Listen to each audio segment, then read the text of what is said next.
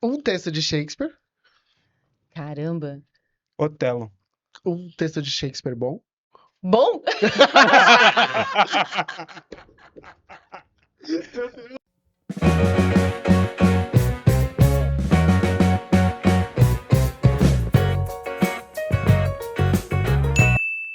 Olá, sejam todas as pessoas bem-vindas ao Não Pode! Tem um ensaio! O mais novo videocast do Impacto Agazias, grupo de teatro. Eu sou Henrique Sanches. E eu sou o Lucas Becerra. Ai, eu já comecei aqui, tô tão nervoso, menino, que eu já tô até aqui, ó, mexendo no microfone. Ó, e hoje eu tô muito feliz, porque a gente vai fazer de uma dinâmica diferente. Hoje é a primeira vez que a nossa bancada tem duas pessoas. Tem uma dupla pra poder conversar com a gente. A gente vai estrear esse formato. A gente tá muito chique, eu já começo dizendo que eu vou ser muito tiete, tá?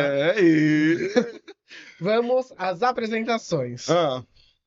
Ela é daquelas artistas que tem alma inquieta e coração pulsante pela arte. Atriz brincante, mergulha fundo nas raízes de sua terra para transformar histórias e tradições em pura poesia teatral. É reconhecida como Artista do Ano pela Câmara de Suzano, um título que carrega com orgulho e reflete sua trajetória inspiradora. Além de brilhar nos palcos, ela também é gestora do espaço cultural Teatro Contadores de Mentira. Faz parte da incrível rede The Madalena Project, rede latino-americana de mulheres do teatro Shaya. Idealizadora do festival Ventre em Teia, encontro de mulheres da cena e da revista Morupi, dedicada à escrita e pesquisamento de mulheres da cena. Já ele é muito mais que um diretor e ator. Ele é um militante cultural apaixonado que transforma o teatro em ferramenta de conexão, reflexão e transformação desde 1987. É fundador do aclamado grupo Contadores de Mentira, onde também é ator e gestor, liderando projetos que respiram cultura e experimentação. Ó, como pesquisador da antropologia teatral, ele mergulha nas profundezas dos rituais e das culturas que dão vida à arte cênica. Além disso, sua atuação se expande por toda a América Latina, integrando redes teatrais e fomentando processos de formação artísticas que conectam pessoas e territórios. Meus senhores todos, minhas senhoras todas, uma salva de palmas para eles! Daniele Santana e Cleiton Pereira! E aí, povo? Meu Deus, que apresentação é essa? Agora fiquei até com vergonha. Eu vou sair correndo agora. Não, vou ficar. Foi feito com muito carinho. Muito obrigada, gente. Que lindo, nossa. Muito, vou usar isso aí como meu currículo agora. Tá bem melhor do que o meu. Depois você transcreve pra minha mini bill, tá bom? A gente já faz o recorte, já posta direto no Reels. Coloca o trechozinho a bio do Instagram, sabe? Ai, gente, bom, vamos lá. Cleiton, Dani, a trajetória de vocês no teatro é marcada por muita luta, pesquisa e dedicação à arte. Vocês exploram as raízes culturais em projetos incríveis. Como que o teatro entrou na vida de vocês? Eu vou deixar você falar primeiro. Que o teatro entrou primeiro na sua vida, então vamos por ordem. Eu acho que eu começo a fazer teatro ali. Eu era do ABC nesse momento da vida, eu tava fazendo. Escrevia minhas pecinhas, e aí, lógico, montava a pecinha, chamava a galerinha da escola para ir para o ensaio, ninguém aparecia, e as peças foram não acontecendo ao longo de muitos anos, mas eu comecei antes. Mas se for pensar mesmo, quando eu começo a fazer teatro, eu entro no teatro pela primeira vez, onde hoje é ELT, antes de ser Escola Livre de Teatro, ali em 1987. Ali foi quando eu fui fui ao teatro pela primeira vez para apresentar, em 87, em Santo André. Comecei fazendo teatro ali nos movimentos. Naquela época, para fazer teatro, você tinha que procurar algum grupo que tivesse em atividade. Era difícil você ter oficinas de teatro, como depois, alguns anos depois, era mais frequente, né? Assim, mas eu entro assim, procuro um grupo de teatro ali no meu bairro, falo que queria fazer teatro. É um grupo que está pessoas que estão ativas até hoje lá em Santo André, e começa a fazer teatro na Mostra de Cenas Curtas ali em 1987. Que legal. Então é a primeira vez que eu vou ao teatro para apresentar. Ai, que gostoso. E você, Chegou Dani? chegando. Eu comecei Eu acho que a primeira experiência teatral que eu tive foi na escola também, como, né, muitas pessoas, de um jeito ainda muito só como um experimento mesmo de participação. Depois, quando eu percebi que eu me interessava, fui fazer uma oficina também dentro de uma escola, um pouquinho mais longa. Aí passaram-se alguns anos e aí eu fui fazer uma oficina mais profissional, vamos dizer assim, quando eu tinha uns 16 anos. E aí, depois disso, fiz por um tempo essa oficina na cidade onde eu morava, e aí encontrei com as oficinas dos contadores de mentira. Então, a minha formação já iniciou com o teatro de grupo, dentro dos contadores, primordialmente, né? E aí eu comecei a fazer as oficinas que o grupo ofertava, e aí fiquei alguns 2, 3 anos fazendo a oficina, e aí integrei o grupo depois. Então, foi uma entrada meio breve, assim, de experiências de oficinas, foi curta. Mara. E como surge, assim, o Contadores de Mentira, assim, como que essa transposição, como acontece para poder chegar no Contadores, assim, para vocês? Como surgiu o grupo? É. Ah, eu acho que é bom você falar. Eu sou fundador dos Contadores, o único Uhum. remanescente daquele período. O Contadores nasce em 95, também a partir de umas oficinas que eu ministrava ali em Suzano. Saí de Santo André em 92, fiquei nesse período de 92 a 95 nesse limbo. Aí, quando eu digo limbo, tinha feito algumas coisas em Mogi das Cruzes, e aí fui chamado para dar as oficinas em Suzano no começo de 95. Agosto de 95 começa a juntar um grupinho, e esse grupinho a gente começa a se juntar. Não teve a data da fundação, mas a gente bateu estaca ali do ponto de vista histórico, ali em 95, a partir das oficinas que eu ministrava em Suzano. A partir de um grupo de aprendizes que estavam querendo de seguir um pouco mais, entendi que era uma oportunidade também da gente juntar forças e tal. Então, eu e mais umas outras 3 pessoas, a gente bateu a estaca de nascimento dos Contadores de Mentira em agosto de 95. Em agosto, muito tempo, né? Não. Ano que vem, É chão ali, É, não 30 anos. anos, 30 anos. Eu não tinha nem hein? nascido. Eu falei isso quando eu conheci o Cleiton. Eu falei assim, ai, que legal, eu não tinha nem nascido. Ele fez assim, ah. Não liga. E aí foi isso, né? Vocês se estabeleceram ali em Suzano, em 95. Então, como que foi, né? A trajetória do grupo estabelecida ali, né, para chegar também no que foi o teatro, e como foi fazer o trabalho de vocês dentro daquele território, naquela comunidade, depois ali no trem, enfim, como foi tudo isso? Ufa. Nossa. Primeiro, eu entender que Suzano é uma cidade ainda como muitas que estão atravessada pela linha de trem, como cidade dormitório, cidade muito próxima a São Paulo. Então, a grande maioria das pessoas interessadas em fazer teatro migram, vão para São Paulo, desce o Rio Tietê, né? Uhum, Vão onde o rio está mais poluído, né? sim. De uma certa forma, assim, a gente foi ficando lá e entendendo que a cidade, mesmo inóspita, coronelizada já naquela época, tinha perspectiva de, olha, aqui eu posso começar a juntar essas pessoas. Então, tudo que os contadores são hoje, de forma ativista, de forma do pensamento das tradições populares, de estar fincado por opção nos interiores, não dentro das capitais, nasce naquele momento ainda de forma ingênua, ainda de forma a pensar de que o que é que a gente estava fazendo. Acho que a gente levou 10 anos para estruturar o grupo, para entender que a gente já tinha passado uma fase. Esses primeiros 10 anos foi muito formado por aprendizes.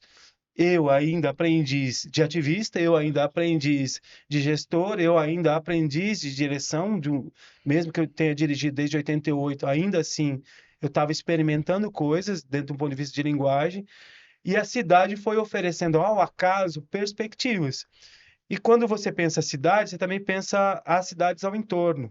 Então você começa a descobrir outros artistas que também começaram a pensar da mesma forma, que resolveram não migrar. Então a gente foi fortalecendo o movimento naquele momento, nos primeiros 10 anos, sem saber que estava fortalecendo o movimento. Era só um grupo querendo construir a sua própria história. Levou muito tempo.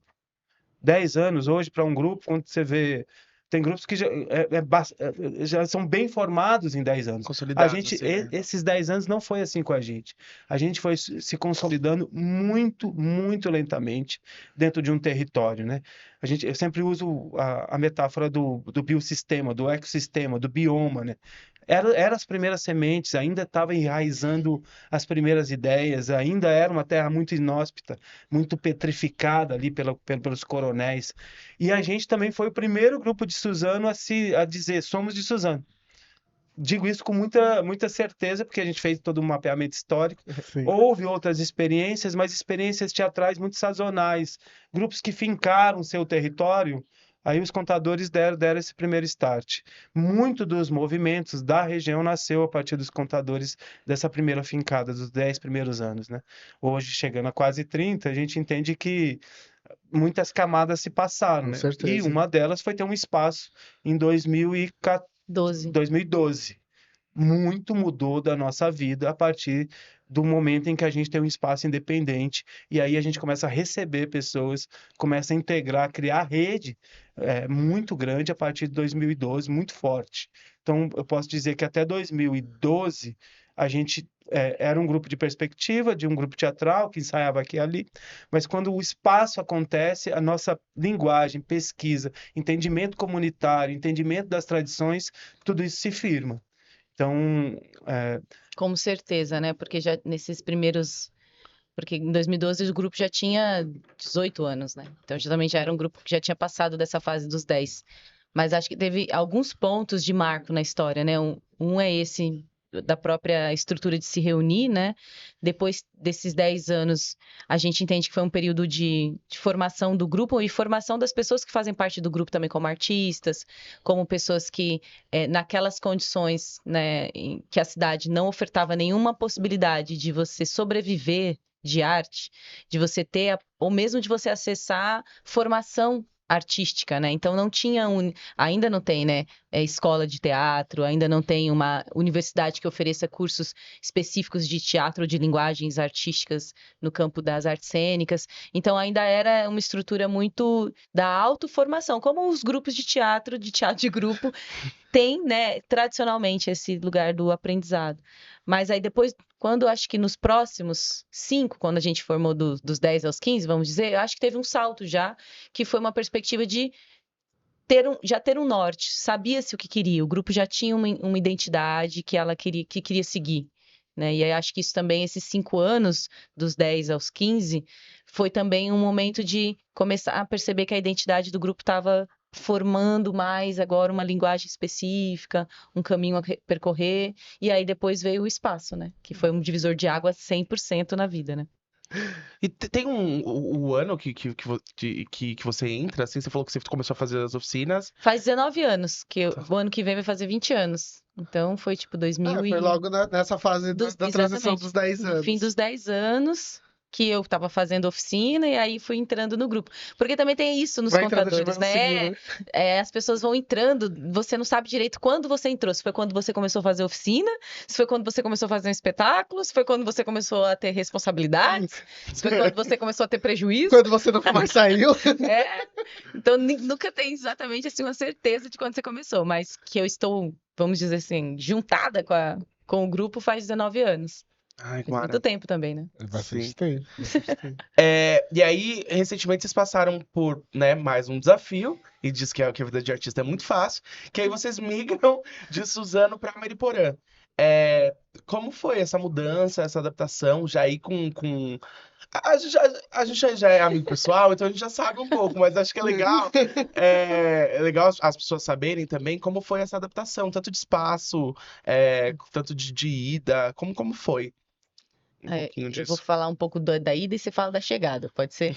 Porque assim, a gente teve esse marco aí de 2012, foi quando a gente alugou o galpão pela primeira vez, porque acho que a saída tem a ver um pouco com esse históricozinho, assim, vou falar rapidinho, porque imagino que vocês têm tempo aqui. Não, mas a gente tem que vai fazendo a linha cronológica, qualquer coisa tá tudo bem, imagina. Em 2012 a gente alugou um espaço em Suzano, no final do ano, e isso foi uma iniciativa, assim, muito pavorosa para nós, porque a gente passou esses tempos todos, né, de grupo, sem ter um espaço para ensaiar que fosse nosso, que a gente tivesse um cuidado de onde pôr. A gente tinha aqueles lugares que a gente aluga para colocar cenário e ensaiava nos espaços possíveis, né? Escola, galpão, associação, espaço da prefeitura. Mas, enfim, quando a gente alugou o espaço, a gente, em 2013, já enfrentou a nossa primeira luta, né, em relação ao grupo e à gestão da cidade, a gestão pública.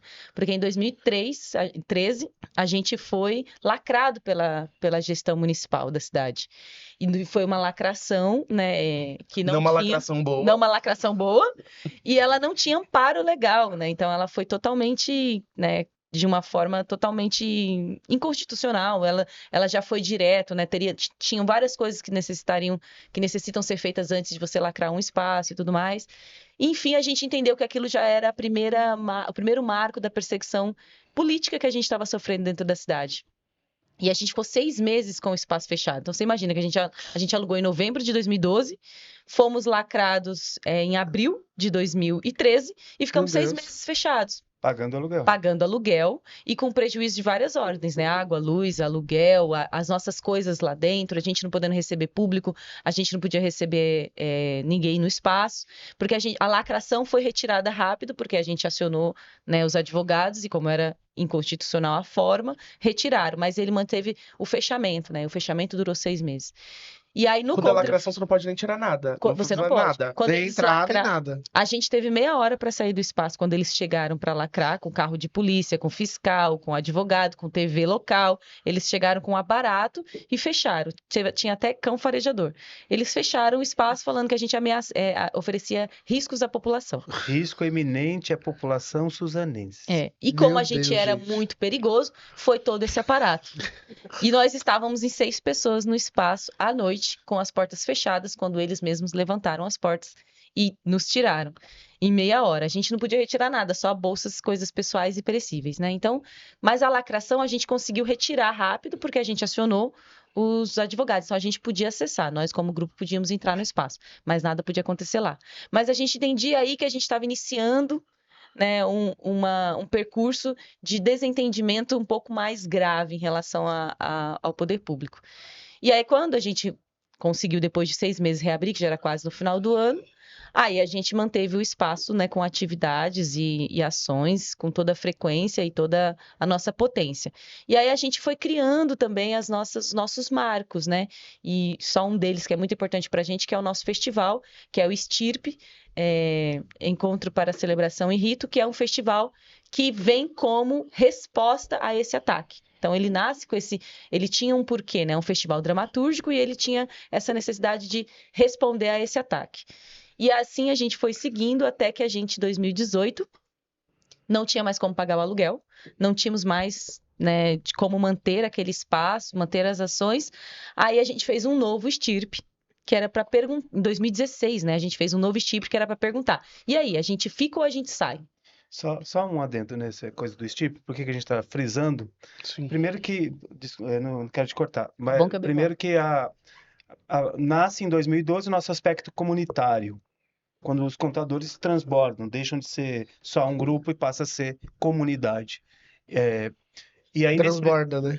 Exatamente. E nesse primeiro Estirpe, a gente construiu uma casa no meio de uma avenida. Durante o festival, colocamos 2 caminhões de terra, construímos uma casa de madeira e no último dia do festival a gente tacou fogo. Para questionar um pouco que a questão do teatro que nos pegava não tinha a ver exatamente só com o território. Podem tacar fogo, a gente vai continuar fazendo. O segundo Estirpe, a gente amarrou um barco numa árvore e perguntou para a cidade se a gente ficava ou se a gente saía, porque estava difícil, é muito difícil ficar nos interiores, né? Por ausências mesmo. Fecha parênteses, te devolvo aí. E aí, em 2018, a gente decidiu que ia fechar o espaço no meio do... A gente tinha até junho que a gente conseguiria manter. Em junho, a gente fechou o espaço e a gente já estava, desde 2016, quando a gente lançou a pergunta no festival, em busca de um comodato na cidade. que a gente conseguisse algum espaço público que a gente pudesse manter as nossas ações. Por todas as razões. Éramos o primeiro grupo mais antigo da cidade, éramos um grupo de continuidade, a gente tinha uma rede já que envolvia comunidade, uma rede nacional, uma rede internacional. Então, a gente entendia que fazia sentido a gente cobrar do poder público que tivesse também, né, uma participação. E esse reconhecimento, né? Esse reconhecimento. Obviamente, isso levou 2 anos e a gente teve muitos problemas em conseguir fazer mapeamentos, levantamentos, né, de espaços. Não tinha espaços construídos na cidade que a gente pudesse fazer essa solicitação e também naquele momento não existia legislação que possibilitasse o comodato. Então a gente foi fazendo vários, né, levantamentos até que a gente encontrou, e a gente não queria sair do nosso bairro também, ou pelo menos a gente queria manter nas margens da cidade. E a gente encontrou no nosso bairro um terreno possível. E aí a gente solicitou fazer mais um. A gente conseguiu naquele ano, isso é importante falar, uma política pública importante estadual que foi o PROAC. A gente conseguiu o recurso para fazer o festival, que era o Estirpe. E era justamente em 2018, né? A gente costumava fazer ele bienalmente. E aí era em 2018 e a gente, então, utilizou a ferramenta do festival para adentrar ao terreno. A gente solicitou o terreno para a gente fazer o festival. A gente não tinha nenhuma estrutura, mas a gente solicitou o terreno. E aí a gente teve autorização de uso do terreno. E aí, quando a gente entrou com o festival, a gente falou, nós não vamos parar o festival enquanto a gente não tiver a resposta do nosso pedido, que já estava levando 2 anos. Sim. E aí foi a pressão máxima que a gente teve, porque aí a gente foi mantendo o festival até que a resposta viesse. E aí eles autorizaram a permanência, saiu o decreto. Naquele momento a gente conseguiu um decreto de 5 anos de permissão de uso da área. E aí foi quando a gente teve uma belíssima surpresa, assim, fantástica, porque os grupos que estavam participando doaram o cachê para nossa causa, porque aí foi com o cachê dos grupos desse festival que a gente deu o primeiro start de comprar os primeiros containers, né? Que a gente comprou os 3 primeiros containers para iniciar a construção. Então, o festival ele trouxe tanto uma resposta política, né? Nesse ano ele tinha o tema de resistência cultural, né? Fazia muito sentido. Exatamente, assentamento e resistência cultural. A gente teve essa resposta política, teve essa ação dos grupos que nos deram, esse amparo na questão do recurso, e teve a ocupação em si, que foi de começar a construção, né? Então, o festival trouxe esse amparo. E aí, em 2018, a gente iniciou, no final de 2018, a construção da nossa sede, que ficou até 2019, a gente fez uma pré-inauguração em 2019, e aí veio a pandemia, e aí eu te passo agora, a partir daí. A gente está falando de um grupo, assim, eu vou enaltecer a gente mesmo. Assim. A gente está falando de um grupo que até então... Pode. Se precisar, a gente faz assim. Dentro do nosso espaço. Nesse caso pode, não pode. Nesse espaço a gente já tinha mais de 300 coletivos, mais de... No alugado, né? No alugado e depois, já somando o outro. Mais de 15 países, relação em rede com mais de 200 instituições no mundo inteiro, quase todos os grupos históricos, desde a comunidade até os grupos históricos do Teatro Paulista estiveram lá, quase sempre na militância e ativismo, entendendo o território que a gente estava. Claro que isso deixa gestores muito incomodados, e um dos gestores foi o nosso algoz. Quando a gente conseguiu essa sessão diária, foi a contragosto de um dos gestores, que naquele momento vice-prefeito, e durante 5 anos ele alimentava um ódio que a gente não sabia. A gente foi muito bloqueado durante as tentativas de utilizar as políticas públicas, tentativas de estar nos conselhos. A gente foi totalmente massacrado. Durante anos, quase 10 anos, a gente recebeu um cachê de R$600, num movimento que a gente tinha quase que desistido financeiramente da cidade. A gente sempre procurou outras formas de sobrevivência, que era muito inóspito a questão da gestão pública. Teve um período com um gestor muito específico, que foi secretário de Cultura nesse momento, que permitiu, inclusive, que a gente conseguisse o terreno. Mas, já pulando para Mariporã, a gente passou por um momento épico, que foi uma não negociação com a cidade de Suzano, com este mesmo gestor, que nos expulsou. Que disse o seguinte: vocês não podem mais ficar nesta terra, vocês desmontem esse teatro inteiro e levem embora. esse absurdo de relação do ponto de vista egóico e das vaidades de um gestor foi até as últimas consequências na nossa luta, que durou quase um ano. Estamos falando aí de mais de 70 mil compartilhamentos, estamos falando do mundo inteiro, de cartas e de clamores do mundo inteiro em relação à nossa permanência, sobretudo da nossa comunidade de Suzano, sem negociação. A última negociação foi que esse gestor ofereceu 6 meses, que a gente tinha que a cada 6 meses renovar o decreto para ver, segundo ele, num programa de televisão, para ver se a gente ia se comportar bem. Então a gente entendeu que era muita violência, que era muita vaidade, que chegaria a um extremo que a gente pensou, não vamos dobrar esse tipo de joelho, e começamos um movimento de sair de Suzano. A partir desse movimento de saída de Suzano, o Mariporã nos ofereceu pouso. Claro que isso foi tudo negociado, foi uma conversa muito longa, de traumas, inclusive, de relações que a gente não queria, mas a gente foi extremamente bem recebido em Mariporã, num processo épico e rápido, porque na história não tem isso, do terreno já está preparado para a gente botar os containers. Foi horroroso desmontar 28 anos de história naquele momento. Muito triste. Muito triste. Dor, mas ao mesmo tempo a gente respira agora do lado de uma floresta. A gente sempre disse que a gente, já falei isso para vocês, que a gente deixou de ser periferia para ser ribeirinho. Isso é um processo de corpo muito maluco, porque a gente vem das periferias, é formado dessa forma. O aspecto comunitário a qual a gente trabalha é desta forma. Sim. A gente está tentando entender isso numa cidade em que a gente chega como refugiado, chega como... A gente não saiu por opção, a gente saiu porque a gente, de fato, foi violentado num nível extremo. Na história do mundo, só Shakespeare fez isso quando transportou o Globe Theatre do outro lado do rio, porque também foi expulso. Na história do teatro latino-americano, muita gente migra, mas nunca de carregar a casa inteira. A gente desmontou o teatro todo, formado por 6 containers. No braço, e em 67 dias a gente remontou ele em Mariporã. E no Instagram tem vlog, no Instagram tem vlog. Se vocês Quantos olharem dias lá... vocês foram 67 para desmontar e quantos para montar? Não, 67 para montar. Para desmontar menos de um mês. Meu Deus. Aí teve um tempo de chuva, uns 40 dias parado num galpão. E quando o primeiro container pousa lá, 67 dias, reativamos o teatro.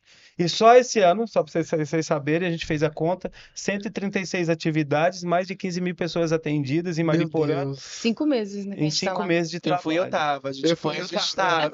O Bar passou por lá. Eles puderam ver, conferiram. De pertinho, aquele rio maravilhoso, aquela floresta incrível, os macaquinhos e tudo mais. Ai, foi fofo. A gente demais. diz que o nosso bioma está em transformação agora. Regenerando. Em regenerando mesmo. É um procedimento, né? Tornar corpo também. Transportar uma floresta inteira foi um processo. Isso. É bem triste, assim, né? É bem triste. Eu entendo esse lugar do esperançar, de encontrar um novo lugar, mas também deixar essa história deve ter sido bem violento. E lamento muito que vocês tiveram que passar por isso, assim, porque... é ruim. Não é um sentimento gostoso de ouvir que... Obrigado, sabe? Não, Tipo, toda a importância, sabe? É uma importância, é um fazer, né? Uma construção. Então é bem triste. Eu acho que esse lugar que vocês falaram, né? Toda essa mobilização que teve, assim, acho que quando um artista cai, um grupo de teatro cai, é como se a gente tivesse ido junto também.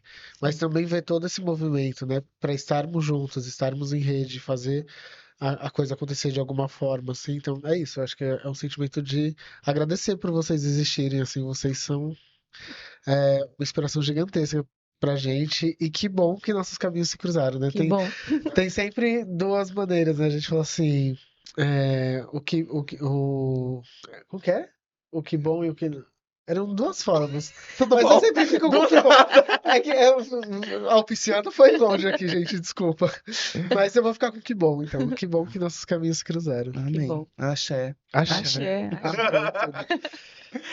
Agora eu queria falar um pouquinho sobre a história e a memória, assim. Como que vocês lidam com essa preservação da história, tanto num lugar no aspecto material, quanto no poético, subjetivo? Como que vocês... Né, porque tem nos espetáculos de vocês, nos que a gente pôde assistir, nos que a gente pesquisou também, tem bastante essa ligação.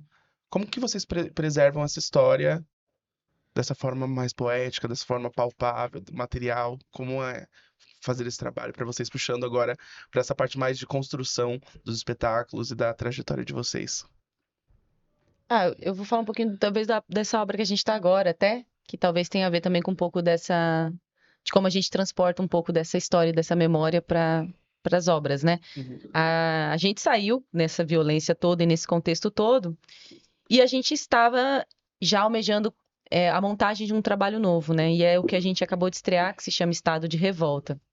E essa Ansioso. obra, ela traz justamente um pouco dessa perspectiva do que a gente viveu nesses últimos tempos, né? De opressão, de violência, de ataque.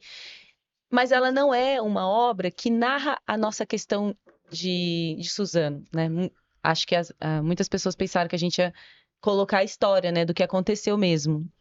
Mas a gente pensou que o que a gente estava vivendo enquanto violência é tão macro, né? E que em perspectivas distintas muitos outros grupos e artistas vivem também, né?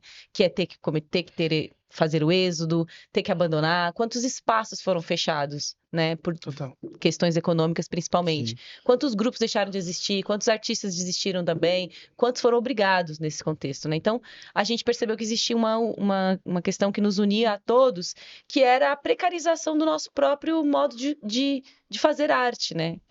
A forma como a gente está sendo tratado por esse fascismo, pela violência e tudo mais. Então, a gente transpôs na obra todas essas nossas dores, né, e revoltas em relação ao que nos tinha acontecido, dentro de um trabalho que, no fim, fala sobre opressores e oprimidos ainda, né? E aí, ao mesmo tempo, você fala, poxa, ainda estamos falando sobre isso. Ao mesmo tempo que você percebe que é necessário fazer a denúncia, de um outro ponto de vista, você fala, até quando a gente vai ficar na denúncia, né? Mas a obra também expurga de nós esse sentimento de silenciar, né?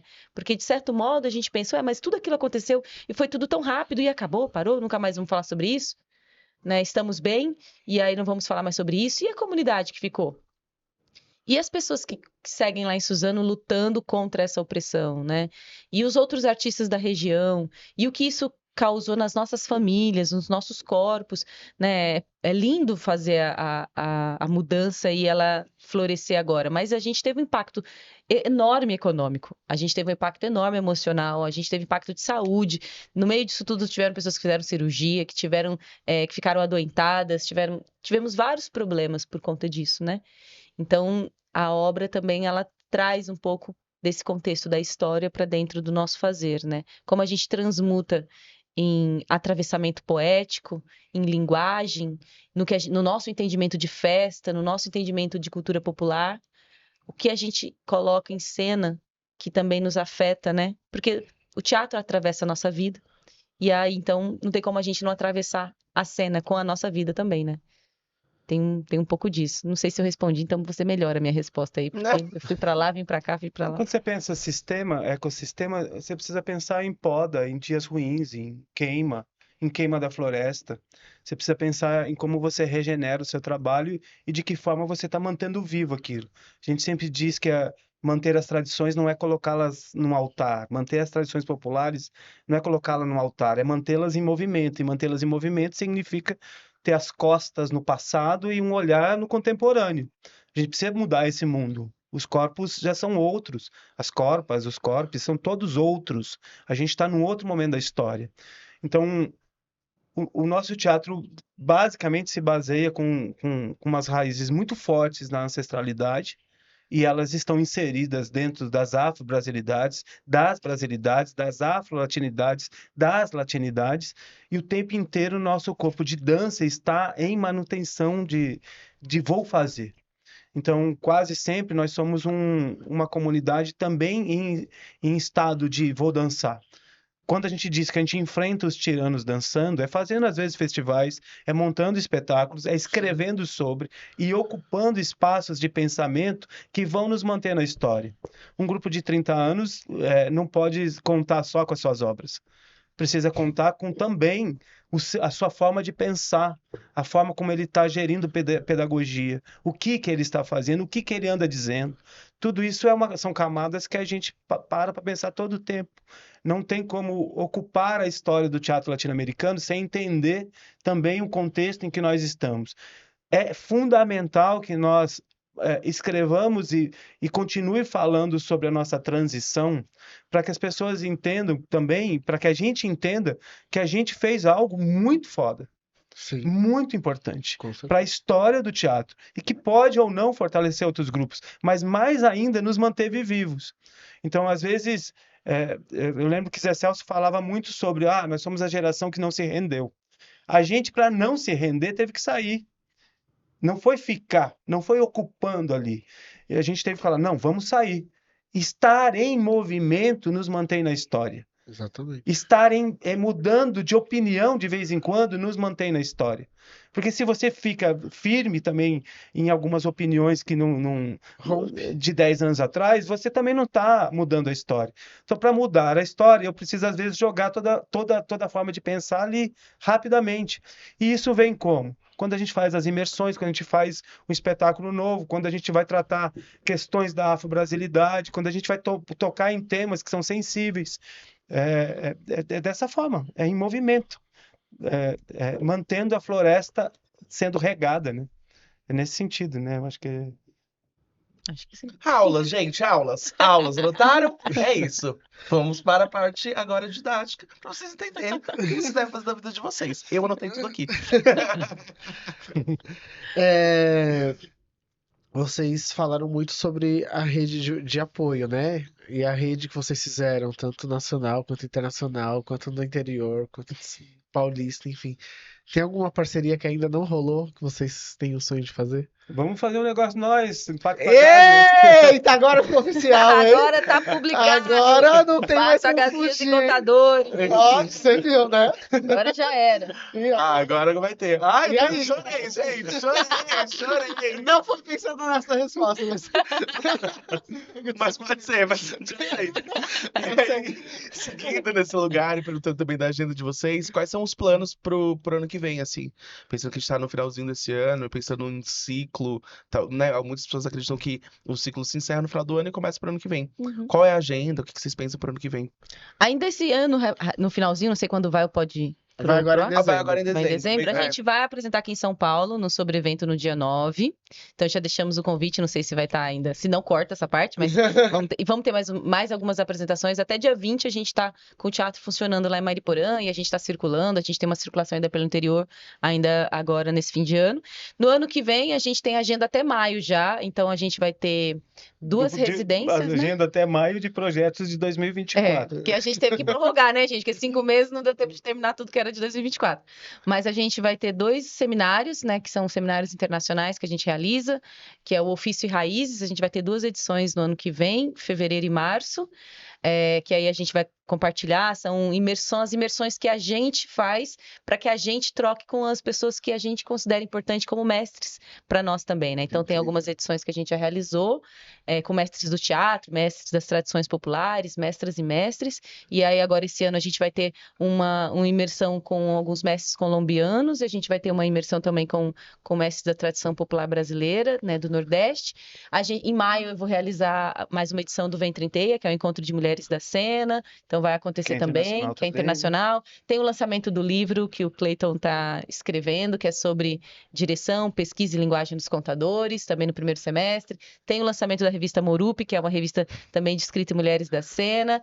A gente tem uma imersão na Colômbia, que a gente vai fazer também com a troca com esse grupo que vem, a gente vai para lá também, com o Candelária, né, que é um grupo mítico dentro da Latinoamérica, que foi a ministra, né? Inclusive a Patrícia Ariza, ela foi ministra, faz parte da Rede Madalena, então é uma parceira. A gente tem estreia de 2 espetáculos que estão na... Eu tô ficando preocupada agora. Era só passar uma agenda, aí eu pensei que talvez eu não consiga. Fiquei um pouco preocupada. Agora, a gente tem estreia. E a gente achando que a gente tem muita coisa, hein?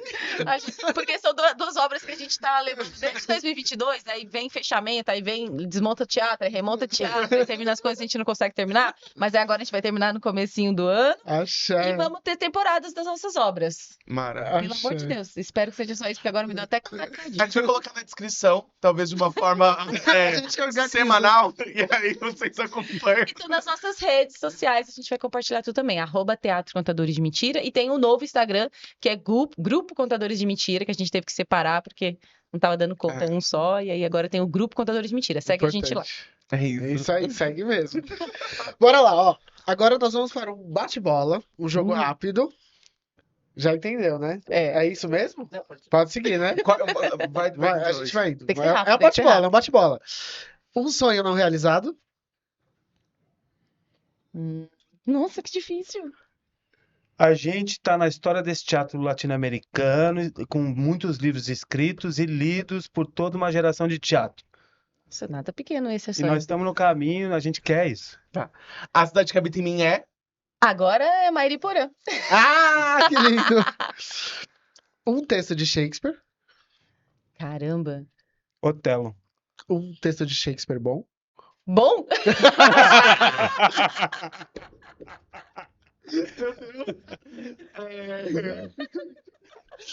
A gente voltou a deixar aqueles, né? Ele fala que eu falei assim, eu vou te dar essa Shakespeare. Eles não vão deixar. Eles não vão deixar. Desculpa, piadotas. Dani por Clayton. É você que tem que falar então, né? Isso. Você que fala de Dani por Clayton. Eu Não, eu perguntei errado. Dani por Clayton. Meu caminho, minha dúvida, minha queda e minha levantada. Ei! Clayton por Dani. Agora ficou até pesado pra mim, né? Deixa eu ver. Uma grande floresta, é a pereira do meu pomar. Diretora ou uma diretora de teatro? Diretora Patrícia Ariza é uma delas. Eu vou colocar lá Miguel Rubio, lá do Yashkani do Peru, uma grande figura. Por quê? Por quê? Por quê? A Patrícia Ariza é uma mulher de mais de 70 anos que passou... Galeano cita ela, né? Ela é colombiana e ela levou um tiro no peito por defender o teatro. Andou de colete de bala há muitos anos. É uma mulher que, para mim, tem uma significância. Maravilhoso. Miguel Rubio também enfrentou a ditadura peruana, defende as tradições populares latino-americanas, não decolonizou todo um processo europeu e é um dos grandes mestres, seria tão famoso quanto Stanislavski, quanto Brecht, se estivesse na Europa. É esta figura dentro do teatro latino-americano. E um grupo que está com 50 anos juntos. Acabou de completar. Gente. Eu amei. Vai, menina, é você. Os contadores contam mentiras, por quê? Porque nós somos de mentira. Um momento inesquecível em cena. São tantos. Eu tenho um momento que uma garota, no meio de uma cena, uma garota aqui em São Paulo, devia ter uns 12 anos, ela entrou em cena. Não, foi uma outra. Do nada entrou Foi isso, foi esse momento. Uma garota entrou Ela em cena. entrou, no meio da obra, tem um momento que um dos personagens que é feito pelo Cleiton faz uma pergunta, né, e diz que pelos olhos das crianças a decisão seria tomada. E ela tomou tanto uma certeza de que era ela, que ela levantou, saiu do público, foi andando até o centro da apresentação, do palco, e tomou a decisão, ela como criança. Bom, então isso foi marcante pra mim. Eu amei. Você. É você. Já foi. O teatro me ensinou o quê? Agora você, eu falei aqui. Que a gente é um bioma, que a gente é um ecossistema de muitas transformações. Se não fosse artista, seriam? Não seria. Eu fico com essa também, porque foi forte. Essa é mais difícil. Definir o contador de mentira em uma palavra.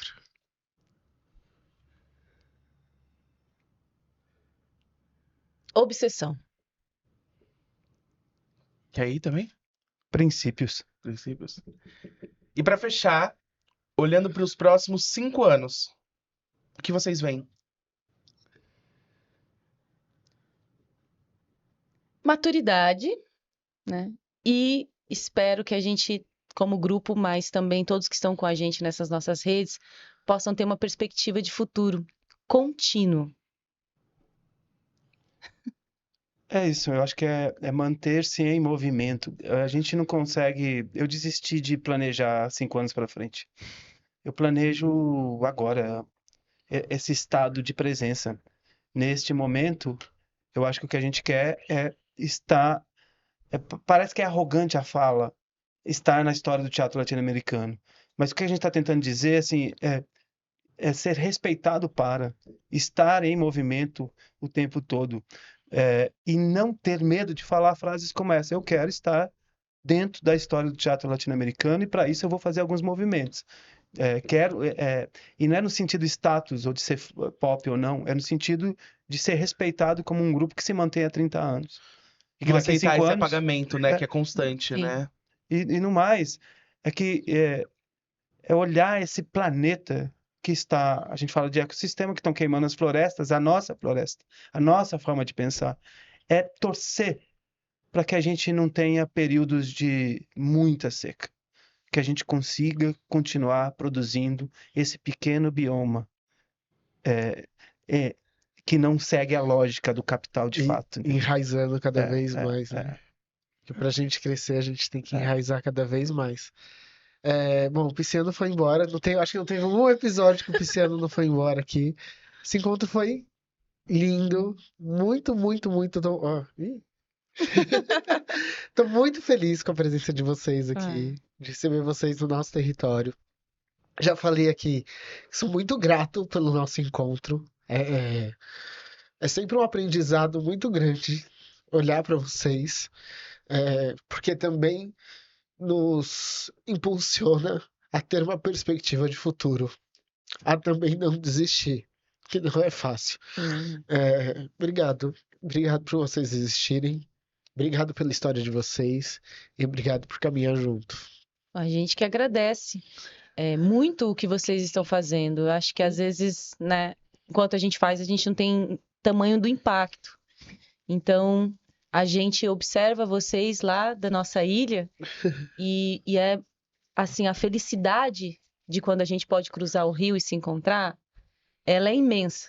Mas só de saber que nós estamos cada um na sua ilha, mas com tanta energia para o outro, é muito lindo. Então, muito obrigada pelo que vocês estão fazendo por Heliópolis. Obrigada pelo que vocês estão fazendo no Teatro Paulistano. Porque também é bom chacoalhar um pouco essa cidade com outras perspectivas, né? Porque existe o centro do centro e existe as bordas do centro e as bordas das bordas, né? E que dentro dessas bordas também há muita barreira. E que vocês estão aí produzindo com identidade, com a forma de vocês verem o teatro, né? Sem seguir uma receita estabelecida, porque estar nas capitais é correr esse risco, né? De pegar fórmulas também que dão certo, né? E vocês encontraram um modo de caminhar. Isso é lindo, é instigador, enfim, a gente já tem compartilhado a existência de vocês para aquelas pessoas que a gente ama também. Então, acho que é isso, né? Obrigado. Faz parte já da nossa rede afetiva também. É sincero, né? A gente finaliza aqui também, assim, o Eugênio Barba fala das ilhas flutuantes, né? Eugênio Barba, um mestre, Sim. já teve no nosso espaço. Ele diz sempre que esse pequeno território, essa pequena ilha, flutuam por aí. E quando juntas formam esse grande continente, que é o terceiro teatro, essa outra forma de pensar, esses biomas, né? E para a gente manter nossa pequena floresta lá, a gente precisa desses voos, né? A gente precisa dessas semeaduras, né? A gente não consegue viver sozinho lá se esse bioma não continuar crescendo aqui. E nos dê, sempre digo isso também, assim, a tal flor no asfalto, né? Dá uma rachadura nesse concreto todo que a gente começa a virar floresta ali. A gente começa esse exemplo é sempre importante, assim. A gente na obra finaliza aqui dizendo Finalizo do finalizo. É uma cançãozinha que está na nossa última obra que a gente traz comida, né? Firma o ponto, a comida trago aqui. Firma o ponto, salve a comuna e meu ori. Axé, que presente. Ai, a gente sempre acaba de uma forma diferente. Eu tô amando. Ai, e para quem tá ouvindo, Fiquem ligados, porque a gente ainda tem muita conversa boa, muitos convidados incríveis para os próximos episódios. Enfim, e você que tá assistindo já sabe que na próxima semana tem um compromisso com a gente, hein? Isso. Então não marca nada na agenda, porque Não pode! Tem ensaio! Com muitas histórias de bastidores dos grupos de teatro, hein? E aí, quem será o convidado da próxima semana? Não sei, fica de olho aí, gente. Ó, se tiver no YouTube, já se inscreve no canal. Se tiver no Instagram, já segue a gente para poder ver as outras semanas. Sigam a gente nas redes sociais. Sigam os nossos convidados também nas redes sociais. E é isso. Um beijo e um queijo. Beijo! Tchau!